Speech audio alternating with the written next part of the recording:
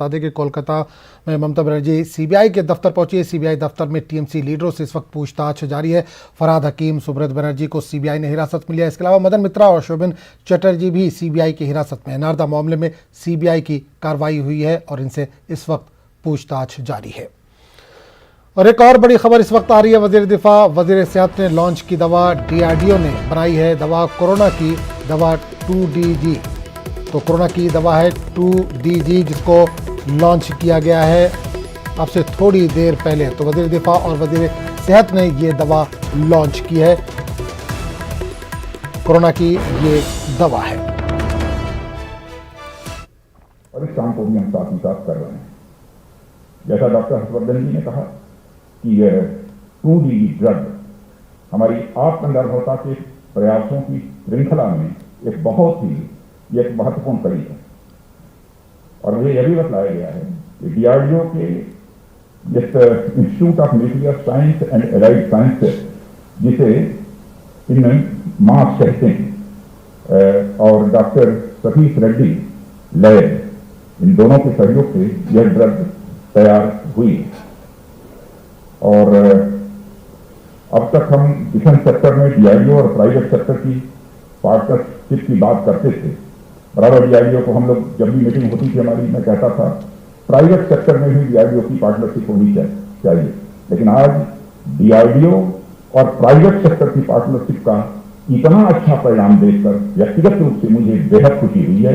इसके लिए मैं पुनः डीआरडीओ को अपनी तरफ से बधाई देता हूं। और डॉक्टर के सतीश रेड्डी लैब, आपको भी मैं बधाई देना चाहता हूं। आपकी पूरी टीम को, आपके लैब की पूरी टीम को मैं बधाई देता हूं। अब मुझसे बेहतर तो जो स्वयं डॉक्टर हैं हमारे हेल्थ मिनिस्टर, उन्होंने बता दिया कि पहले जितने दिनों में बीमारी ठीक होती थी, इस ड्रग का सेवन करने के बाद कुछ कम दिनों में होगी। मुझे जो बताया गया है 2.5 दिन शायद का अंतर आएगा अब। और यह भी बताया गया है कि ऑक्सीजन की डिपेंडेंसी में भी 40% की कमी आएगी। ये बहुत बड़ी बात है, यह कोई हमारी छोटी उपलब्धि नहीं है। और मुझे यह भी बताया गया है कि ORS सोल्यूशन की तरह है, ये पाउडर है शायद, उसको घोल कर भी उसको पिया जा सकता है, यानी तो खाने में भी कोई प्रॉब्लम ऐसी नहीं। तो आज के अवसर पर इससे ज्यादा मैं समझता हूं कुछ कहने की आवश्यकता नहीं है। और आप सभी एक दूसरे के साथ, जितने भी संस्थाएं हैं हमारी देश की, सभी एक दूसरे के साथ कंधे से कंधा मिलाकर अपनी भूमिका का निर्वाह कर रही हैं। इस पर मैं अपनी खुशी का इजहार करता हूं।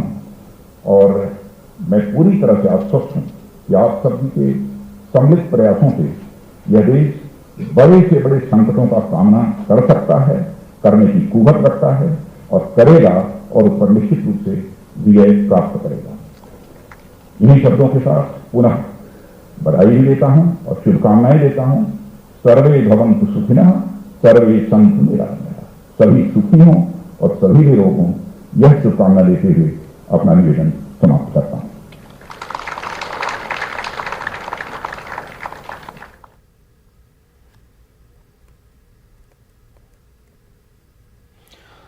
तो वजीर दिफा और वजीर सेहत ने ये दवा लॉन्च की है। कोरोना से लड़ाई में काफ़ी कारगर साबित होगी ये दवा। डीआरडीओ ने बनाई है कोरोना की ये दवा।